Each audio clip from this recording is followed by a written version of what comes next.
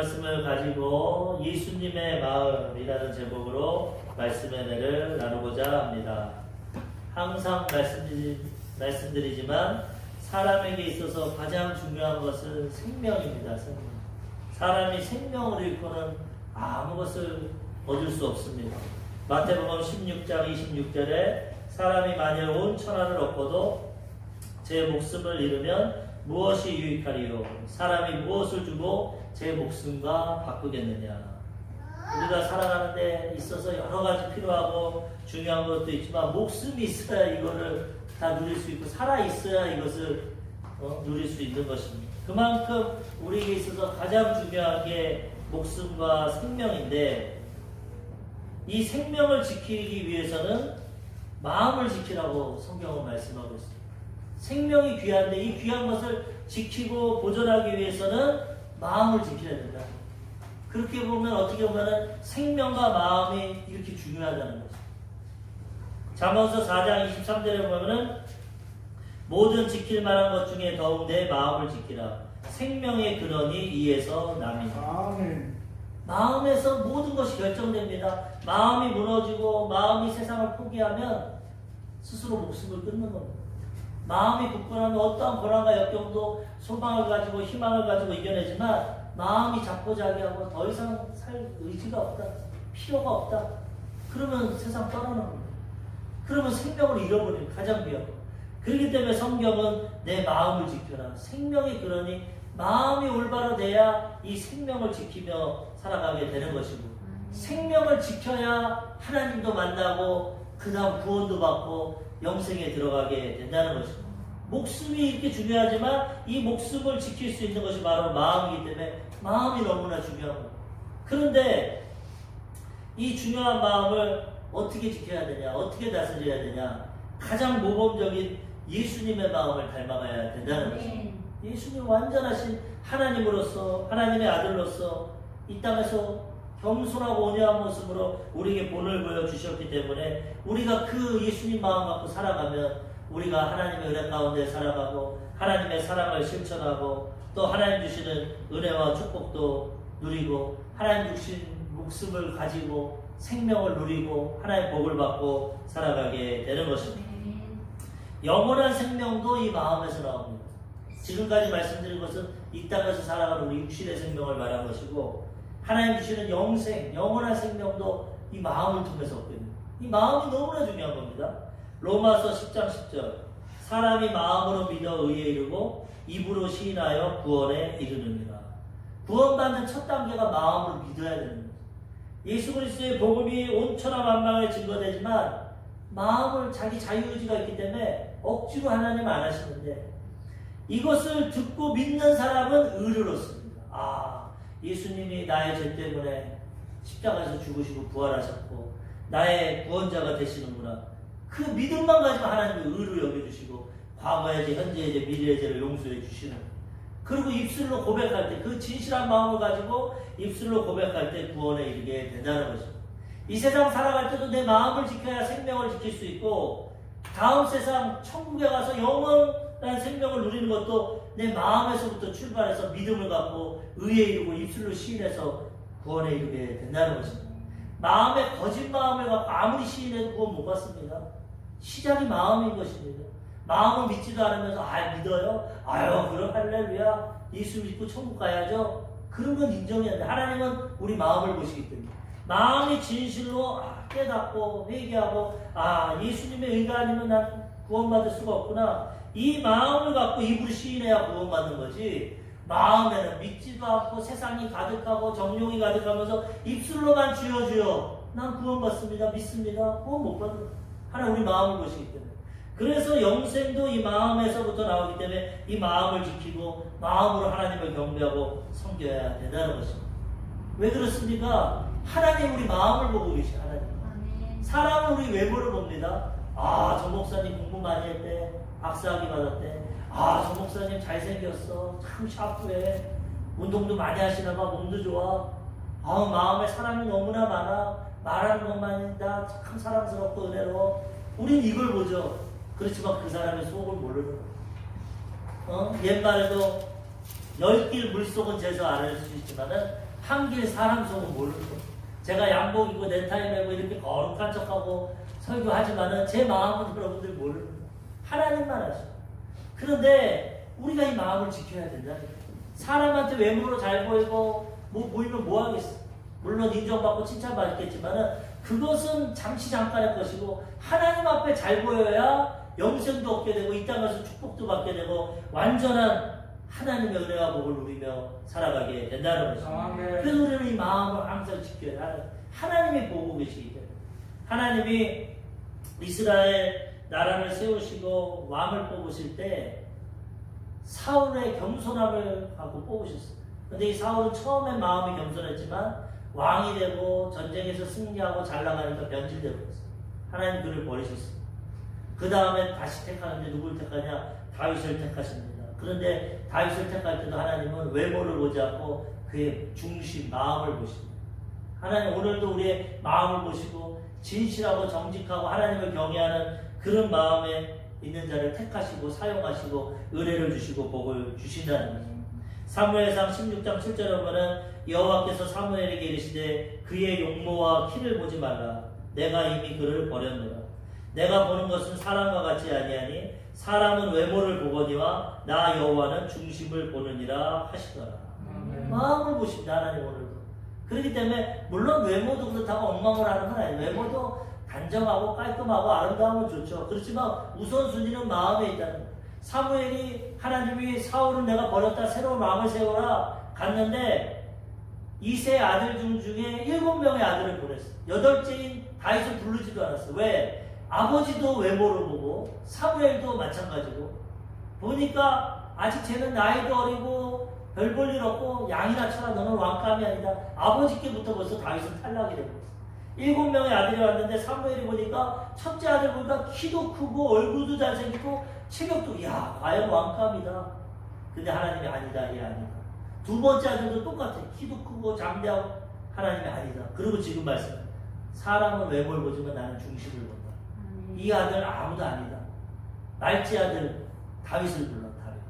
다윗은 나이도 어리고 키도 아직 안 크고 성숙하지 않았지만 하나님은 항상 양을 치면서 하나님만 의지하고 하나님만 찬양하고 살아갔던 다윗의 마음을 보고 그를 택하셨다는 거예요. 오늘날 우리가 하나님 앞에 복을 받고 쓰임받고 영광 돌리고 하나님과 동행하기 위해서는 우리 마음을 지켜야 되는 것입니다.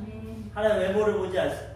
그렇기 때문에 이 마음을 잘 지킬 때 하나님께 인정받게 되고 우리에게 생명을 지키게 되고 영생도 얻게 되고 하나님 주시는 모든 은혜와 축복을 누리게 되는 것입니다. 아멘. 마태복음 5장 8절 마음이 청결한 자는 복이 있나니 그들이 하나님을 볼 것이며 마음이 청결하고 깨끗하면 하나님이 우리 보여주십니다. 하나님 영이시기 때문에 눈으로 못 보지만 그 하나님을 체험하고 하나님의 역사가 삶에 나타난다는 마음이 청결하고 깨끗하다. 그만큼 하나님 우리 마음을 보시고 청결하고 깨끗한 자들과 함께 하시고 그들에게 은혜를 베풀어 주신다는 거예요.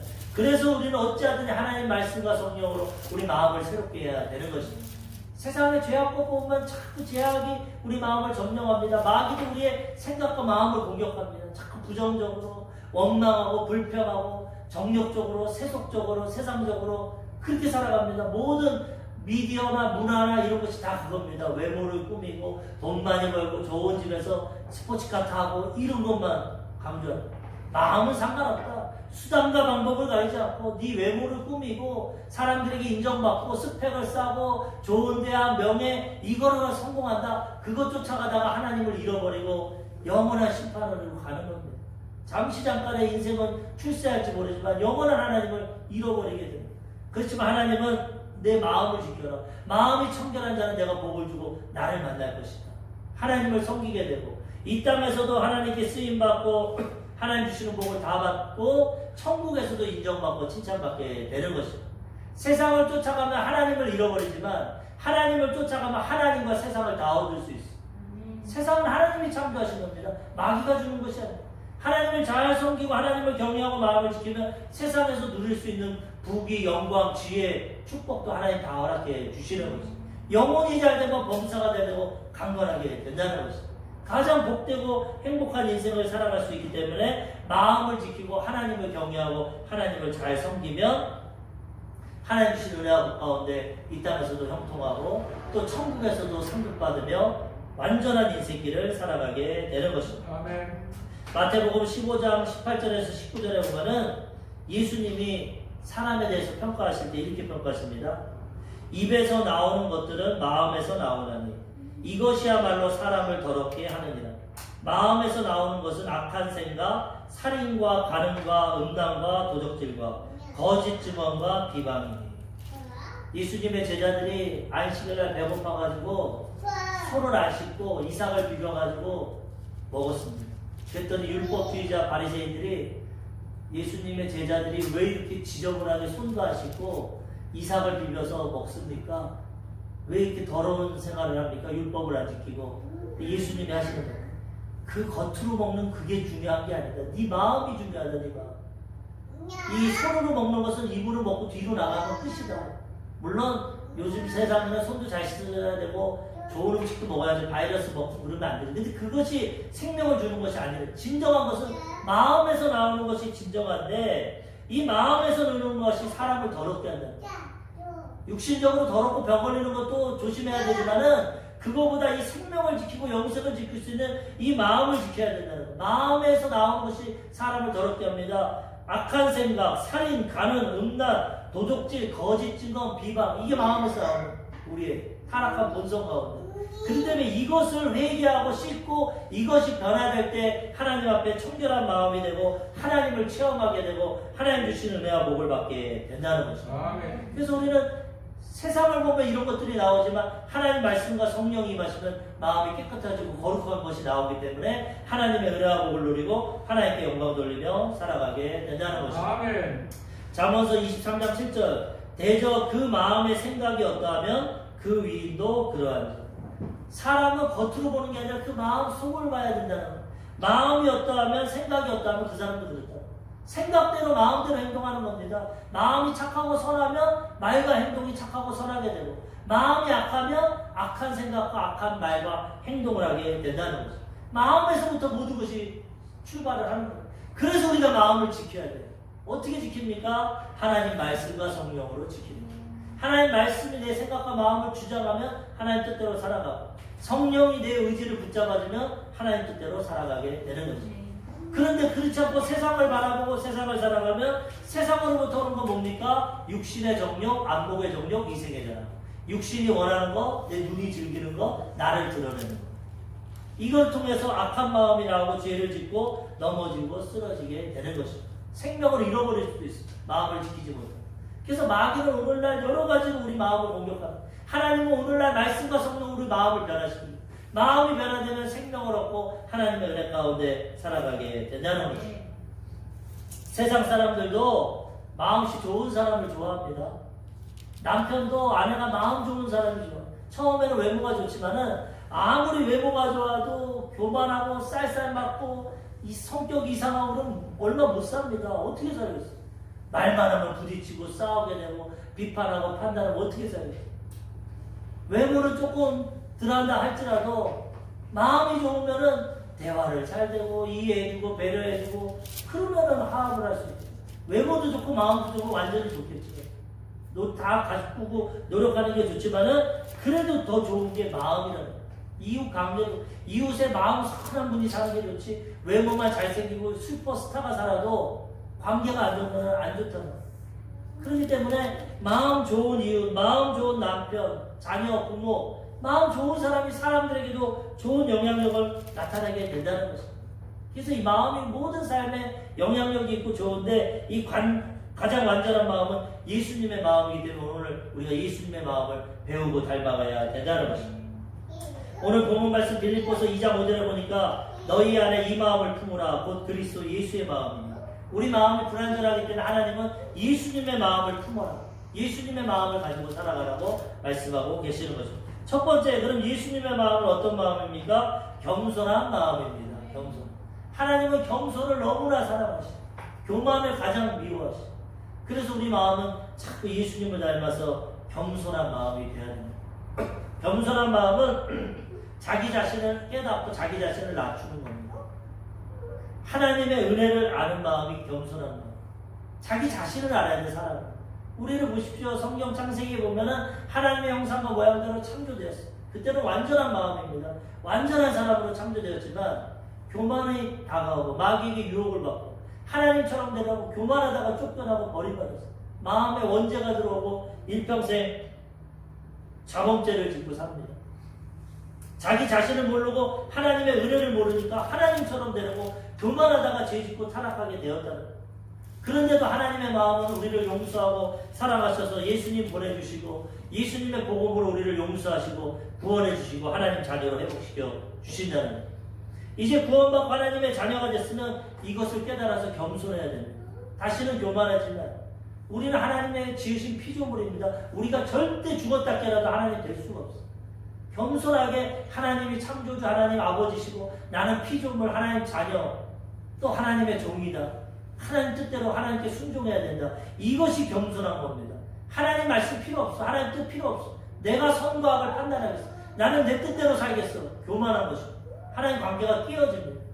그렇기 때문에 항상 자기 자신의 위치를 알고 자기를 낮추고 하나님을 겸손히 섬기고 하나님께 순종하고 나아갈 때 하나님 그 마음을 기뻐하시고 그런 마음 가운데 복을 주시고 은혜를 베풀어 주신다는 거예요. 예수님은 겸손한 분이셨어요. 우리도 이런 마음을 항상 가지고 살아갈 때 예수님을 닮아가고 하나님 기뻐하시는 삶을 살아가게 되는 것입니다. 오늘 본문 말씀 빌립보서 1장 2장 1절에서 3절까지 이렇게 말씀하십니다. 그러므로 그리스도 안에 무슨 권면이나 사랑의 무슨 위로나 성령의 무슨 교제나 긍휼이나 자비가 있거든 마음을 같이하여 같은 사랑을 가지고 뜻을 합하여 한 마음을 품어 아무 일에든지 다툼이나 허영으로 하지 말고 오직 겸손한 마음으로 각각 자기보다 남을 낫게 여기고. 아멘. 그리스도 안에서 교제를 하는데 무슨 권면, 사랑의 권면. 집사님 이렇게 하는 게 좋을 것 같아요. 사랑의 위로, 고난 있으시죠? 하나님이 도와주실 거예요. 저도 고난이 있었어요. 하나님 앞에서 무슨 교제, 서로 대화하고 교제하고. 주님 안에서 모든 걸 할 때 어떻게 해야 되냐? 마음을 같이 하고 한 마음을 가지고 겸손한 마음으로 남을 낫게 여기라는 거예요. 남을 건면할 때도 겸손하게 해야 됩니다. 야, 나 기도 많이 해서 봐봐 응답되는 거 봐. 너 왜 기도 안 해? 너 맨날 그러니까 그 모양이야. 이건 하나님의 마음이에요. 교만한 마음. 하나님 기뻐 안 하십니다.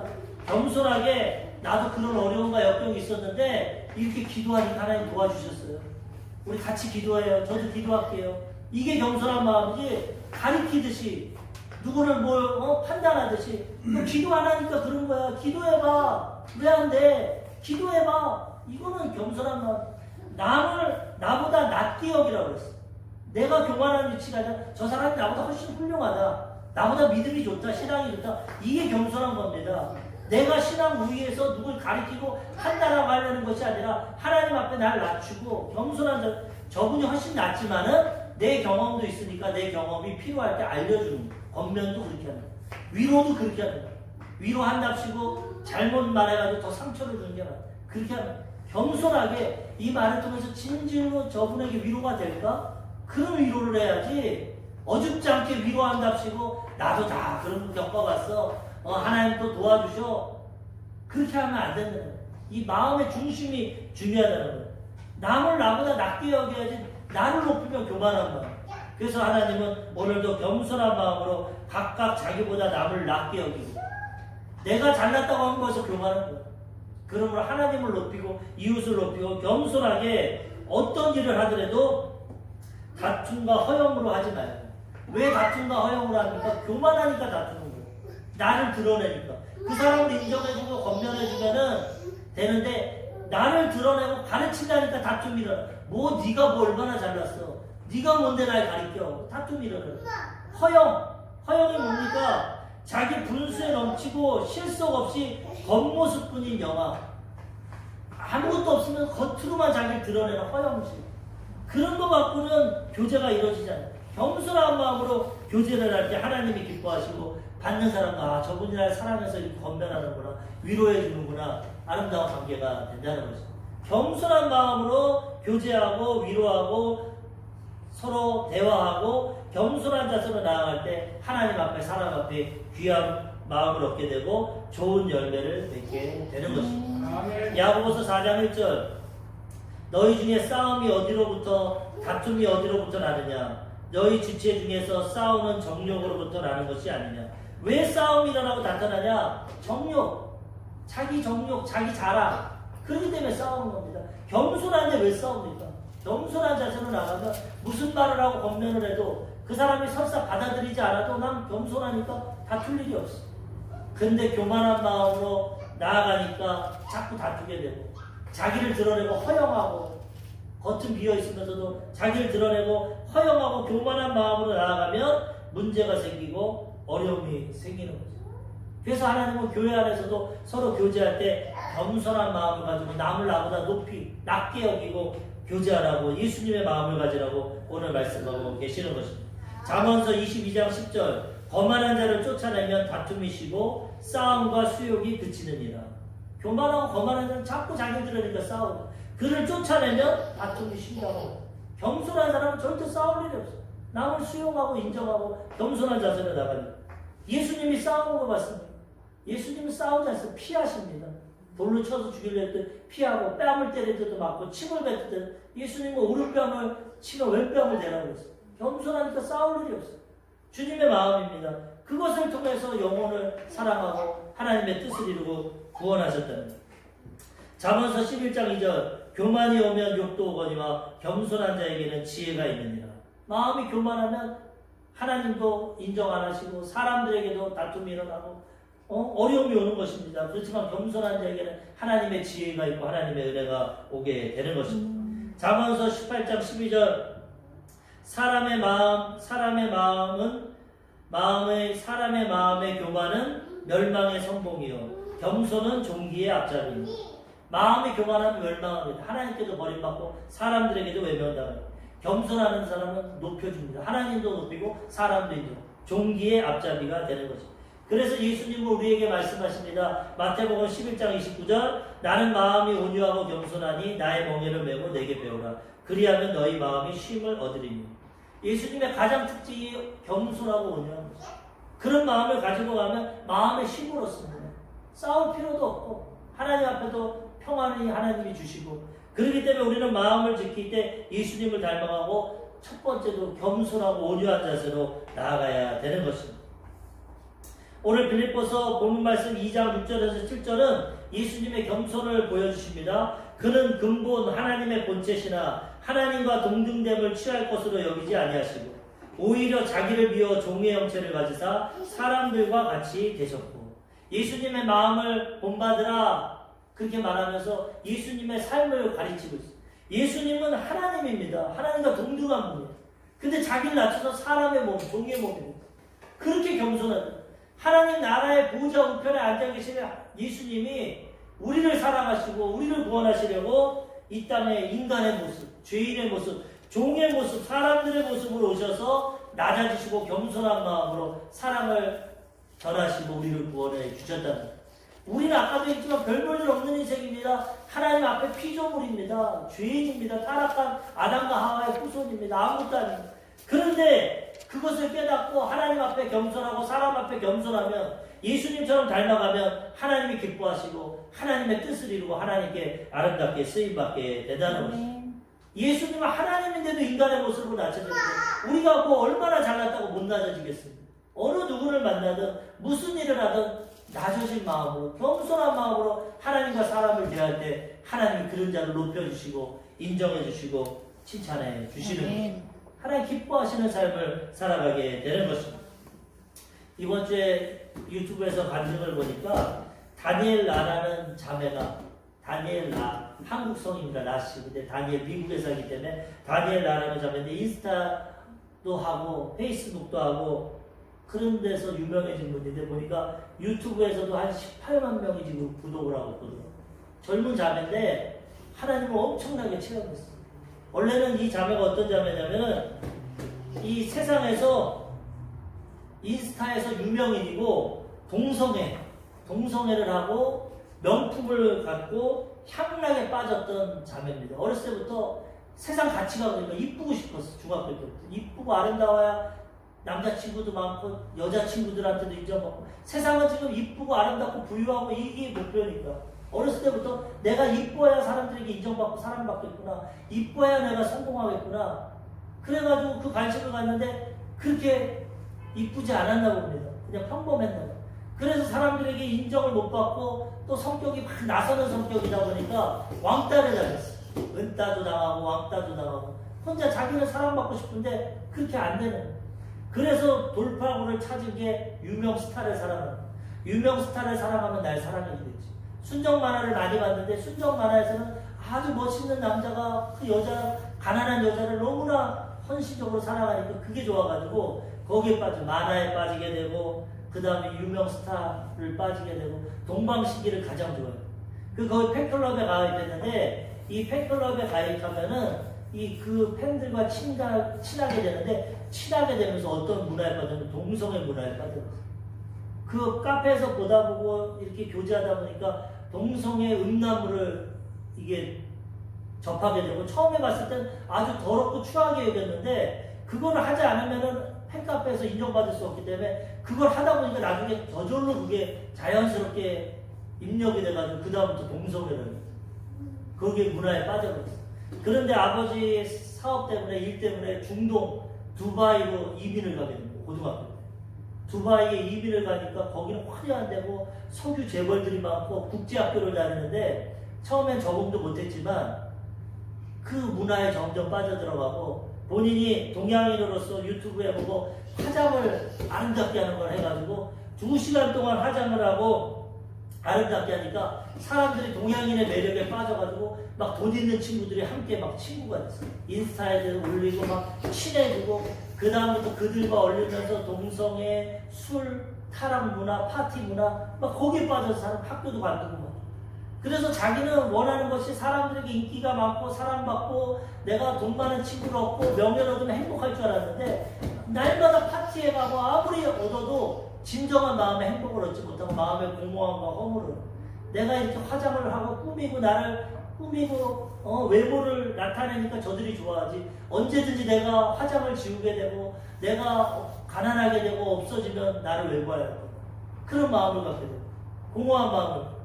그래서 하루는 어렸을 때 몇 번 교회를 가봤는데 그 하나님이 생각이 나고 마음에 괴로운 가운데 내가 찬양을 좀 들어볼까? 이렇게 생각하는데 마귀가 속삭입니다. 네가 무슨 찬양을 듣냐? 너 이제는 없는 신을 섬기려고 그러냐? 세상 즐거움이 좋지 그런 걸 섬기려. 그런 가운데도 이 사람이 인터넷으로 찬양을 찾고 어느 동영상을 찾았는데 95년도 여의도 광장에서 많은 성도들이 막 울부짖고 기도하는 그 모습을 봤다는 거예요. 그걸 보는데 하나님의 감동이 하나님이 진짜 살아계시고 저렇게 많은 사람들이 하나님을 찾고 기도하는구나. 울부짖으면서 기도할 때 하나님이 그들과 함께 하시고 거기서 감동을 받고 하나님 지금까지 내가 세상 외모와 내 성공과 출세와 세상 것 아무리 따라가도 이렇게 고통스럽고 날마다 죽고 싶었대. 괴롭고 허무한데 정말 내가 하나님을 만나고 하나님을 찾아야 되는군요. 거기서 회개하고 하나님을 만났어. 교회가 만났어. 그러면서 하나님의 은혜가 임하니까 자기 죄가 다 드러나게 되고 잘못된 인생이 깨닫게 되고 거기서 회개하고 하나님 말씀을 읽고 완전히 인생이 변화되고 그리고 이제 교회에 나가고 하나님을 섬기고 하나님의 뜻과 계획이 있다. 내가 하나님 영광을 위해 살겠다. 다시 학교를 이제 복학 하나님 20살에 그 하나님을 만났는데 기도하니까 하나님 미국의 신학교로 인도해 주셨어요. 통신으로 신학교 공부하다가 이제 미국으로 또 이민을 가서 거기서 공부를 했는데 그 이후로 너무나 하나님의 섬기는 것이 귀해서 그것을 간증을 합니다. 유튜브를 통해서. 근데 그걸 보고 많은 사람들이 은혜를 합니다. 눈물을 흘리면서 간증해요. 자기가 예전에 동성애에 빠지고 술에 빠지고 그렇게 방탕하고 살았는데 기쁨이 없었는데 예수님 만나고 나서 너무나 기쁘고 나 같은 죄인 구원해 주시고 은혜를 주시고 요즘 청년들에게 이 복음을 전한다고 얼마나 유튜브로 복음을 전하고 얼마 전에 한국에 왔더라고요. 한국에서 부산, 대전 막 집회하고 있었잖아요. 그런 젊은 자매를 통해서도 하나님 그 마음을 변화시켜 주시고 하나님의 구원의 역사를 이루어 주셨다는 예전 생활은 너무나 이제는 싫다는 예전에는 정말 몇 번 끊으려고 했는데 술도 못 끊었고 음란도 못 끊었고 동성애 못 끊었는데 지금은 하나님의 사랑을 받고 마음이 변화되니까 이제는 그거를 끊고 너무나 하나님의 사랑을 어떻게 비하냐면 예전에 쓰레기 같은 음식을 먹었는데 지금은 스테이크 같은 걸 먹는다. 우리가 좋은 음식을 먹고 좋은 것을 알게 되면 예전 것은 버리게 된다. 정말 세상 문화, 세상 성공, 기쁨이 쓰레기 같은 거예요. 물로 그걸 먹었다. 만족하고. 근데 지금은 하나님의 은혜가 사람 가운데 있기 때문에 그런 것을 대하고 싶지도 않고 이제 하나님의 그 기쁨과 즐거움 가운데 하나님의 사명을 가지고 살아가고 있다는 것입니다. 마음이 변화되니까 이렇게 하나님 앞에 구원을 받고 하나님께 쓰임받고 영광 돌리게 된다는 것입니다. 우리도 겸손한 마음, 예수님의 마음, 하나님의 마음을 가지고 살아갈 때 인생의 진정한 의미를 갖고 참된 기쁨을 가지고 하나님의 뜻을 이루며 살아가게 되는 것입니다. 두 번째로는 섬기는 마음입니다. 섬기는 마음. 예수님은 겸손하시고 우리 인류를 구원하시려고 목숨을 주시려고 섬기려고 이 땅에 오셨습니다. 주님의 목적이 이겁니다. 마태복음 20장 28절 인자가 온 것은 섬김을 받으려 함이 아니라 도리어 섬기려 하고 자기 목숨을 많은 사람의 대속물로 주려 함이니라. 잘 먹고 잘 살라고 예수님 오신 게 아니라 왕으로 대접받으려고 오신 게 아니라 섬기게 하고 목숨을 주러 오셨어요. 섬기는 마음. 섬기는 것은 남을 잘되게 하는 겁니다. 우리도 예수님 안에서 거듭나고 하나님 자녀가 됐으면 이제 나만을 위해 살아가는 것이 아니라 이웃을 위해 하나님을 위해 섬기며 살아가야 되는 것입니다. 예수님 마음을 갖고 섬기며 살아갈 때 하나님이 기뻐하시고 하나님의 은혜를 베풀어 주시는 것입니다.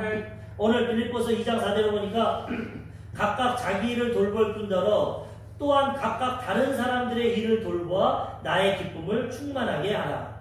내 일도 해야 되지만 거기 멈추지 말고 남의 사람을 돌보라는 거예요. 남의.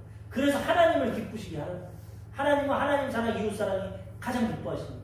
우리도 하나님께 은혜 받고 복 받고 살아가면 이제는 나만을 위해, 내 자녀만을 위해, 가족만을 위한 것이 아니라 주변 사람을 돌보고 이웃을 위해 살아갈 때 하나님을 기쁘시게 해드리고 섬김의 마음을 갖고 하나님 뜻을 이루며 살아가게 된다는 것입니다. 빌립보서 2장 8절에도 사람의 모양으로 나타나사 자기를 낮추시고 죽기까지 복종하셨으니 곧 십자가에서 죽으십니다. 자기를 위한 인생이 아니라 인류를 구원하기 위해서 십자가에서 죽는 섬김을 통해서 우리를 구원해 주셨다는 거예요. 예수님의 은혜로 구원받고 하나님 자녀가 됐으면 이제는 이웃을 섬기고 예수님처럼 십자가에서 죽지는 못하지만 나에게 주신 건 나누고 베푸고 섬기며 살아가야 된다는 것입니다. 하나님을 섬기고 이웃을 섬길 때 하나님의 뜻을 이루고 하나님께 아름답게 쓰임받게 되는 것입니다. 우리 순복음교회 진덕민 목사님이라고 여자 목사님인데 이분의 간증이 아주 은혜롭더라고요. 이분은 젊었을 때 30살에 신학교를 나와서 엘칸토 교회의 그 전도사가 됐어요. 엘칸토 아시죠? 예전에 엘칸토 구두가 아주 유명했는데 그 구두가 우리 여의도 순복음교회 장로님이 했던 구두입니다. 그래서 그 아드님을 부사장으로 세워가지고 엘칸토에서 나온 무쿠를 세워서 매출도 엄청 나오고 5천억에서 1조까지 매출을 받는. 근데 거기에 이제 그 장로님 믿음이 좋으니까 교회를 만들고 거기서 교회를 지교회처럼 운영을 했어요. 거기 전도사로 30대 때 들어가서 사역을 했는데 IMF가 터져가지고 부도가 났지만 엘칸토가. 그런데 이분이 30살에 가서 거기서 사역을 하고 하나님을 잘 섬기는데 어떤 고난이 왔냐. 외아들 하나 있는데 아들이 하루 만에 세상을 떠났어요. 죽음이라고. 자기는 주일이라고 하나님 열심히 섬겼는데 하루아침에 아들이 죽어서 세상을 떠났어요. 너무나 괴로워서 그 엘칸토 교회 지하실에서 3일 동안 무릎을 꿇고 하나님께 질문을 합니다. 하나님 왜요? 하나님 왜요? 난 하나님 사랑하고 예수님 사랑했는데 왜 하나뿐인 내 아들이 죽습니까? 뭘 잘못했습니까? 이유가 뭡니까? 눈물을 흘리면서 3일 동안 기도를 했어요. 그때 관절이 다 고장이 났다고. 근데 3일째 되는 날 갑자기 빛이 비치면서 비몽사몽하는 예수님이 나타나요. 그러면서 사랑하는 종아, 사랑하는 딸아 일어나라. 왜 거기에 울고 있냐? 너에게 많은 영혼이 달려있다. 너 영혼들을 구원을 위해 살아라. 이유는 안 가르쳐주시죠. 하나님은. 주권자이기 때문에 일일이 설명 안 합니다. 근데 하나님은 아들을 데려가신 이유가 정확히 말씀 안 하지만 너는 사명자로서 다른 영혼을 살리라는 거야. 다른 영혼. 그래서 거기서 내가 많은 영혼을 위해 하나님 날 부르셨고 영혼들을 주께 인도해야겠구나. 그런 마음을 갖고 하나님 위로해 주시니까 그 아들에 대한 위로도 있고 나중에 천국에 가서 만나면 되고 나는 주님의 일을 위해서 살아야겠다. 그러면서 하나님이 이제 사명을 주셨어. 그런데 하나님이 광주에 가서 경기도 광주에 가서 개척을 하라. 광주 땅에 갔는데 그때는 소똥 냄새라고 개발되기 전입니다. 몇십 년 전이니까. 그래가지고 거기 갔는데 그 교회가 어떤 목사님이 이 짓다가 어려움이 있어서 했는데 어쨌든 그 교회를 샀는데 돈도 없이 샀어. 그 교회를 빚을 내가지고. 그런데 한 달 만에 그 주변이 도로가 나오면서 2배로 교회가 가격도 77억이 됐어. 교회가. 하나님께 순종하니까 하나님이 그렇게 역사해요. 지금 현재는 120억이래요. 그 교회. 하나님의 뜻을 알고 고난과 역경도 있었지만 하나님 마음을 품고 하나님 섬기니까 하나님 이렇게 복을 주셨대요. 영적인 복을 주신 다음에 물적인 복이 온다는 거예요. 그래서 자기는 어쩔 수 없이 하나님 뜻 같지만은 하나님 역사하시니까 그런 교회를 세우고 그 다음에 또 얼마 있으니까 하나님이 너는 하남시에 가서 또 교회를 개척해라. 그래가지고 교회를 갔더니만 하나님이 알려주셨던 교회 가니까 그 교회는 지하 3층에다 지상 5층 엄청 큰 교회인데 빚이 져가지고 어려움에 있고 그 목사님이 그 교회를 하시다가 쓰러져 버렸어. 빚이 70억이고 이자가 한 달에 7천만 원씩 나요. 성도도 많지 않아. 근데 그걸 인수하려면 당장 지금 인부들이랑 그 건축비에 들어간 40억을 갚아요. 하나님, 나 지금까지 빚 져본 적도 없고 나 이거 못해요. 그리고 필리핀으로 도망갔어. 성도. 근데 필리핀에서 막 홍수가 나고 하나님 깨닫게 해주셔가지고 다시 순종하고 와서 자기가 있는 건 다 와서 40억으로 그 교회 빚을 받고 70억 빚을 지고 그 교회를 또 개척을 했어요. 그 다음 달부터 6개월 동안 밀려있는 이자가 나오는데 한 달에 7천만 원씩 이자를 내요. 야, 이걸 어떻게 해? 근데 하나님의 기적이 나타납니다. 순종하니까 하나님이 그 광주교회는 지금 경기도 광주교회는 있는데 그거를 팔고 이 빚을 갚으려고 77억이 됐으니까 그거를 내놨는데 어떤 할아버지가 계약을 했어.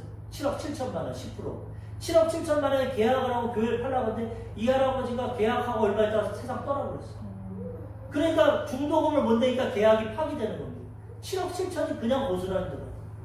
그래가지고 그걸 갖고 이자를 내는 거예요. 7천만 원씩 이자를 내고 그 10년 동안 그 교회를 이자를 내면서 지켜가는.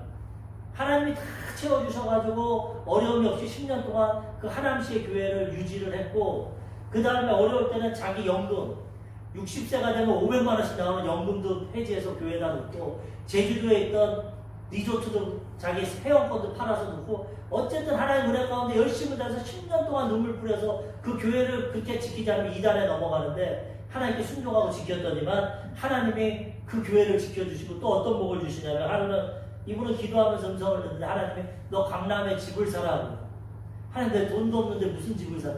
무조건 사라. 하나님은 설명하라. 그래가지고 에카토 그 아드님이 한 분은 목사님이고 한 분은 장로님인데 그분한테 연락해서 그분이 강남에 사니까 하나님이 나 강남에 집을 사라는데 나 집 좀 알아봐줘. 갔더니만 뭐 의리의리하죠. 강남 오사 이런 거 말고 조그만 거 알려줘. 조그만 거. 그랬더니만은 어떤 아파트를 알아봤는데 하나님이 음성 가운데 한양 아파트를 사라고. 한양 아파트. 그러니까 어느 아파트인데 한양 아파트가 없어. 강남에. 그래 물어봤더니만 그 한양 아파트가 재개발 들어가서 지금 조합원 아파트가 딱 하나 있다는 거 하나. 그걸 사라는. 그래가지고 그걸 계약금 7천만 원 주고 샀답니다. 그래서 그거를 중도금을 내고 어떻게 했는데 얼마 지나니까 그게 17억까지 올랐어. 17억까지. 7천만 원 주고 산 게 하나님 사라고. 40평이라는. 그 한양 아파트를 무너지고 재개발해가지고 청담동 자이 아파트가 됐어. 그게. 올해 팔았는데 올해 얼마에 팔았는데 35억에 팔았어. 하나님의 교회를 위해서 먼저 그 나라가 교회를 가고 이웃을 섬기고 광주에서도 1000명에게 음식을 먹였대. 1000명. 아는 학교에서 급식이 나오는데 사립학교인데 애들이 다이어트 한다고 안 먹으니까 그 음식 남는 거를 차로 다 교회를 보내줘가지고 광주에 가난한 분들 1000명에게 음식을 매일 나눠주고 엄청 힘들었지만 섬기니까 하나님이 복을 주셨대. 먼저 그 나라가 교회를 가야 돼. 그래서 그 집을 샀는데 개인적으로 복을 주셔가지고 올해 35억에 그걸 팔고 하나님 나 이거 뭐예요? 그러니까 네 마음대로 써라. 지금까지 하나님을 위해서 그렇게 헌신하고 했으니까 네 마음대로 써라. 그래가지고 그걸로 제주도에 다시 리조트 하나 사고 제주도가 옮기고 이분이 몸이 안 됐어. 헌신하고 막 하니까 몸이 많이 안 돼. 제주도에 그 리조트 그걸 사고 그 다음에 10억짜리 다시 연금을 들었대. 60이 되면 500만 원씩 나오는. 그거 가지고 이웃 돕고 살고 하나님 쓰라고 했어. 그렇게 됐는데 또 어떤 일이 있냐, 이 코로나가 터지면서 어떤 목사님들이 와가지고 그 하남시에 아까 그 70억 교회 그거 자꾸 팔라고 해서 그 교회를 원래는 엄청난 시가가 있는데 교회는 장사하는 거 아니다 해서 본인이 그냥 빚 70억만 떠안아주고 자기가 투자한 40억만 받고 그 옆에다 교회를 다시 개척해서 하나님 뜻 가운데 살아가는데, 이렇게 섬길 때 하나님이 사용해 주시고 복을 허락해 주신다는 거예요. 자기만을 위해 사는 것이에요.